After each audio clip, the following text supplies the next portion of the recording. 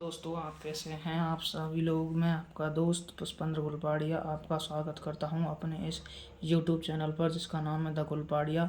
आज मैं आप सभी के लिए लेकर आया हूं राज्य के नीति निर्देशक तत्वों की शॉर्ट ट्रिक।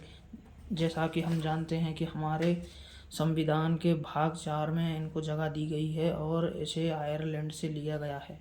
इसमें अनुच्छेद 36 से 51 तक हैं। हम जैसा कि देख पा रहे हैं कि राज्य के नीति निर्देशक तत्वों को 3 भागों में बांटा जाता है: सामाजिक, आर्थिक, सामाजिक और महात्मा गांधी और उदारवादी।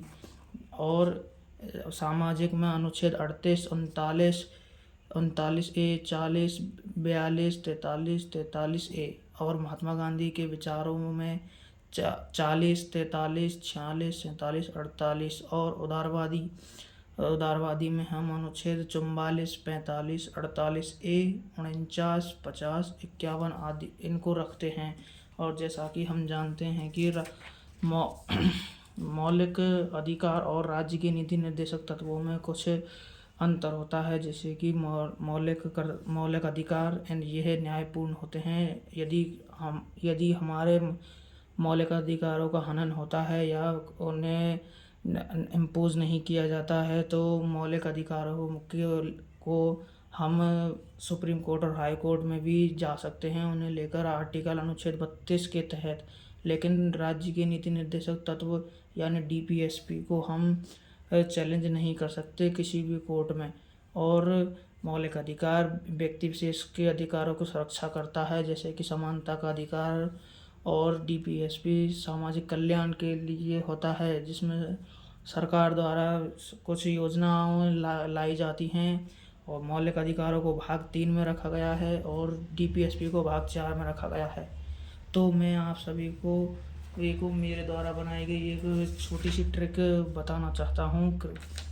अच्छी लगी तो ज़रूर मुझे बताना। DPSP अब ट्रिक कुछ इस प्रकार है कि हमारा नारा सामाजिक बराबरी, समान पंचायत में काम, शिक्षा, सुरक्षा। और ये जो आपको सिंबल दिख रहा है यह और का निशान है क्योंकि मेरे को और लिखने की थोड़ी ऐसी ही आदत है, इसीलिए ऐसा हुआ। छोटे उद्योग और समान बच्चों की शिक्षा, SC ST में सुधार और गौशाला स्मारकों में अलग शांति। ये छोटी सी ट्रिक है, इसमें कुछ गलती हो गई हो तो माफ़ करना। मैं आपको समझा देता हूँ। हमारा नारा इसमें इसका कुछ मतलब नहीं है, लेकिन सामाजिक यह आर्टिकल 38 में आता है। और बराबरी समान यानी कि सामाजिक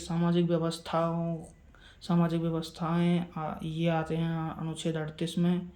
और समान वेतन, संसाधनों का समान वितरण ये आर्टिकल 39 में आते हैं।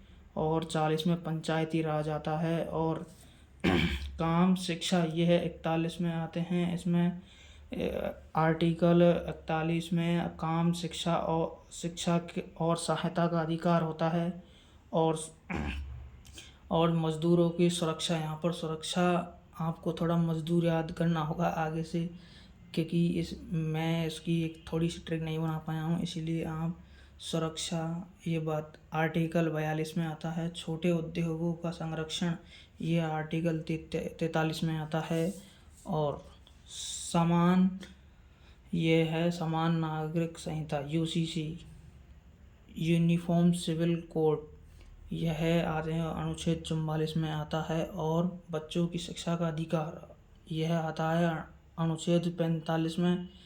SC ST का विकास आता है 46 में। और इसमें सुधार से मतलब होता है कि इसमें शराबबंदी और स्वास्थ्य आदि का या इसमें सुधार के लिए सरकार कुछ योजनाएं लेके आएगी, ये आता है 47वें अनुच्छेद में।